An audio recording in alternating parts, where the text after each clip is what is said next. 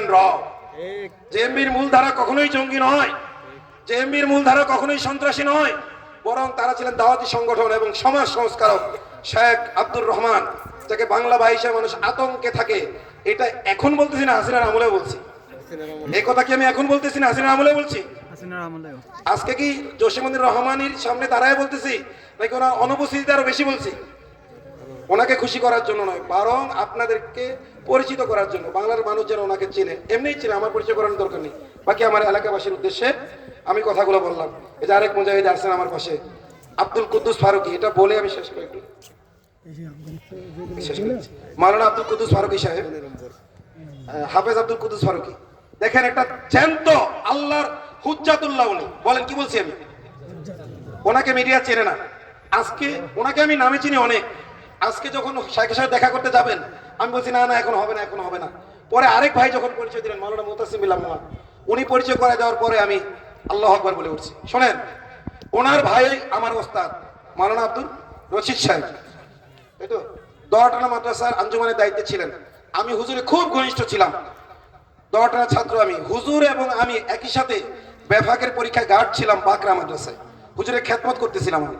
হুজুর আমাকে বলল, তাউর তুমি তো আমার ভাই আব্দুল কুদ্দুসের মতো, ওর জীবনটা গেল জেলে জেলে, তোমারও ওই অবস্থা হবে। বিয়ে করছো, পোলাপান আছে, দিনের কথা বলো, এত পাবলিকলি বলতে চাও না। যার ভিতরে ইমানের নূর আছে তাকে পার্সোনালি বলো। এবং উনিও বলেছেন, এই যে জসিমউদ্দিন রহমানি, তার সাথেও তোমার কথা মিলে। তখন আমি বলি, শায়েখ এটা প্রকাশ্যে কেন বলেন না, গোপনে কেন বলেন? কথা কি বুঝেননি? বলছে ডক্টর জাকির নায়েক কি? আমি আব্দুর রশিদ রহমতুল্লাহ এর কথা বলছি, দরটানা মাদ্রাসার মুহাদ্দিস। তিনি ইন্তেকাল করেছেন, তার ভাই আমার পাশে দাঁড়িয়েছেন। ওনাকে দেখে আমার মনে পড়ে গেল সেই কথা। বাকরা মাদ্রাসায় পরীক্ষা গার্ড ছিলাম। উনি বললেন, ডক্টর জাকির নায়েকের চাইতেও আমি আলেম হিসেবে মুফতি জসিমউদ্দিন রহমানের ইলমের গভীরতা বেশি মনে করি। কারণ তার স্ক্রিপ্ট লিখে দেওয়ার অনেক লোক আছে ইন্টারন্যাশনাল ভাবে, কিন্তু তার আসবাব অনেক কম। তিনি যদি জাকির নায়েকের মতো আসবাব পাইতেন, তাহলে তিনি আরো বেশি চমকাইতে পারতেন। এটা কে বলেছেন? দরটানা মাদ্রাসার মুহাদ্দিস আব্দুর রশিদ সাহেব। তখন বললাম, এবং উনি আরেকটা কথা বলেছেন, যে আমি যেই বিষয়ে মুতালা করতে চাই, আগে রহমানী সাহেবের আলোচনাটা শুনি, শোনার পরে আমার মুতালা করা সহজ হয়ে যায়। এমন কোন বিষয় নাই যে বিষয়ে বান্দার বয়ান নাই, আলহামদুলিল্লাহ। তো ওনার ভাই ওনার ব্যাপারে আমাকে বলতেছিলেন যে, তুমি তো আব্দুল কুদ্দুসের মতো হইবা তাউর, তুমি আমার ছাত্র, সেনের সম্পদ। তোমাকে বলছি, তোমাদের মতো ম্যাগনেটের বেঁচে থাকার দরকার আছে। আপাতত দাওয়াত গোপনে গোপনে দাও, প্রকাশ্যে তো বলার দরকার নাই, তাহলে আমার মতো, আমার ভাইয়ের মতো জেলে বসতে হবে, আর ও অকালে মরে যাবে। ওর, আপনি ছোট ভাই তো, বলছে ও আমার আগে মরে যাবে, যেই নির্যাতন, যেই জুলুম হচ্ছে। হুজুর কানতে কানতে বলছেন কথাগুলো। আল্লাহু আকবার। আব্দুর রশিদ সাহেব ইন্তেকাল করেছেন কবে? 4 বছর আগে। যিনি বলেছেন ইনি মারা যাবেন, জুলুম নির্যাতন সহ্য করতে না পেরে ইনি কি করবেন? মারা যাবেন, তিনি বেঁচে আছেন। আলহামদুলিল্লাহ, তিনি বেঁচে আছেন।